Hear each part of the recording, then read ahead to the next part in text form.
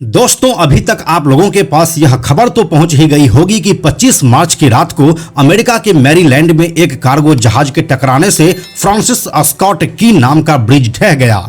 पुल से टकराने के बाद जहाज में आग लग गई। सिंगापुर के झंडे वाला यह जहाज श्रीलंका की राजधानी कोलंबो जा रहा था। Ship management company synergy marine group के अनुसार 2 पायलट समेत सभी 22 क्रू मेंबर्स भारतीय थे। इनमें से कोई भी घायल नहीं हुआ है। साथ ही यह भी कहा गया है कि शिप के ब्रिज के टकराने से किसी भी तरह का पॉल्यूशन भी नहीं हुआ है। जी हाँ, अमेरिका जैसे देश में इस बात का भी खास ध्यान रखा जाता है। लेकिन क्या है इस ब्रिज की कहानी? कितनी पुरानी थी यह ब्रिज और कैसे यह जहाज से जा टकराई? क्या यह कोई दुर्घटना मात्र थी या किसी की साजिश? आइए आपको बताते हैं सब कुछ आज के इस वीडियो में। हेलो एंड नमस्कार, मेरा नाम है प्रशांत और आप देख रहे हैं बेजोड़जोड़ा.com का यूट्यूब चैनल। दोस्तों, सबसे पहले हम आपको इस ब्रिज के बारे में बता देते हैं। दोस्तों, जिस जगह पर यह पुल स्थित है वह जगह अमेरिका के मैरीलैंड राज्य के बाल्टीमोर शहर में स्थित है। जिस नदी के ऊपर यह पुल बना हुआ है उस नदी का नाम है पेटास्को नदी। यह पुल साल 1972 से बनना शुरू हुआ था और इसे 23 मार्च 1977 को आम लोगों के लिए खोल दिया गया। 4 लेन के इस पुल की लंबाई 2600 मीटर है और यह पानी की सतह से कुल 185 फीट यानी कि 56 मीटर ऊंचा है। इस ब्रिज को इतना ऊंचा रखने का पर्पस ही यही था कि इसके नीचे से कार्गो जहाज पास हो सके। यह ट्रेडिंग के लिहाज से काफी अच्छा रूट माना जाता है और यह काफी बिजी भी रहता है। इस पुल का नाम फ्रांसिस स्कॉट की रखा गया, जो कि मैरीलैंड के एक वकील और लेखक रह चुके हैं। इन्होंने ही अमेरिका का राष्ट्रगान भी लिखा है। यह तो हो गई पुल की बात। अब बात आगे की कहानी की। दोस्तों, अगर हम बाल्टीमोर के इस पोर्ट की बात करें तो मैरीलैंड सरकार की वेबसाइट के मुताबिक पिछले साल बाल्टीमोर पोर्ट से करीब 5.2 करोड़ टन का अंतर्राष्ट्रीय कार्गो यानी कि सामान यहां से गुजरा था। इसकी कुल कीमत 6.67 लाख करोड़ थी। इस पोर्ट के जरिए 15,000 से ज्यादा लोगों को सीधे तौर पर नौकरी मिली हुई है। वहीं इसके वजह से मैरीलैंड में भी करीब 1,40,000 लोगों का गुजारा चलता है। अब बात उस रात की जिसकी वजह से 47 साल पुराना यह ब्रिज टूटकर गिर गया। दोस्तों, जिस जहाज से इस ब्रिज के नीचे टक्कर हुआ वह MV डाली नाम का एक जहाज था जो कि सिंगापुर बेस्ड है। इसे रवाना हुए कुछ ही समय हुआ था और यह 22 अप्रैल को श्रीलंका पहुंचने वाला था। डाली जहाज 984 फीट लंबा और 157 फीट चौड़ा था। जहाज सिनर्जी ग्रुप नाम की एक कंपनी की थी। उस कंपनी के प्रवक्ता के मुताबिक टकराने से ठीक पहले इमरजेंसी प्रक्रिया के तहत जहाज के एंकर को नीचे गिरा दिया गया था, जिससे कि इसकी स्पीड कम करने में मदद मिले, लेकिन ऐसा हो नहीं पाया। अब देखिए इसके टकराने की सिलसिलेवार प्रक्रिया क्या थी। तारीख 25 मार्च 2024 दिन सोमवार अमेरिका के मैरीलैंड शहर में बाल्टीमोर पोर्ट से डाली नाम का जहाज रात 12:30 बजे श्रीलंका के लिए रवाना हुआ। इस पर भारत के 21 क्रू मेंबर्स के अलावा एक पायलट और एक ट्रेनी पायलट सवार था।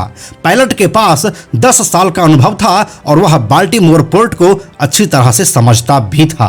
रात करीब 1:25 पर जहाज की रफ्तार 10 मील प्रति घंटा हो चुकी थी। तभी अचानक इस पर अलार्म बजने लगे। पावर सप्लाई ठप हो गई और सभी लाइट्स बंद हो गई। जहाज फ्रांसिस स्कॉट की ब्रिज के खंभे की तरफ बढ़ने लगा। बड़े हादसे के डर से क्रू मेंबर्स अगले 5 मिनट तक वो तमाम कोशिशें करने में जुट गया जिससे जहाज को खंभे से टकराने से बचाया जा सके, लेकिन ऐसा हो नहीं पाया।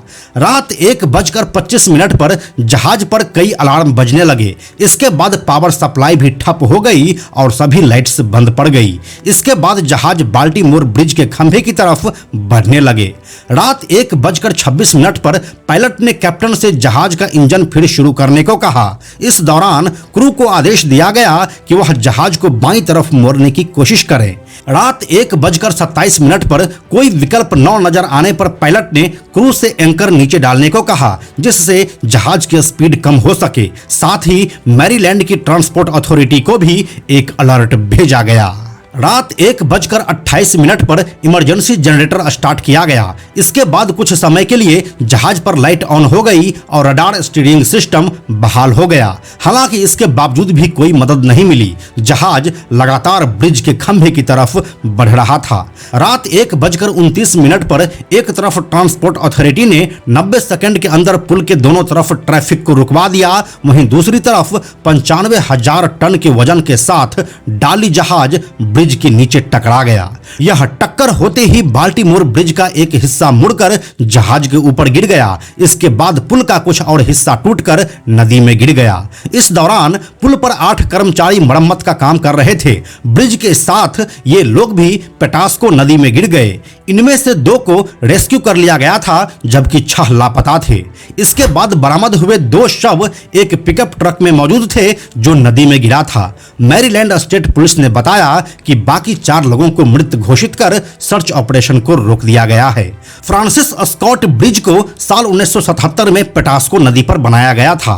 ऐसा कहा जाता है कि ब्रिज बनने के सिर्फ 3 सालों के बाद साल 1980 में ही इंजीनियर्स ने चेतावनी दे दी थी कि इस ब्रिज का डिजाइन इस लायक नहीं है कि यह कभी भी कंटेनर शिप से टक्कर को झेल सके।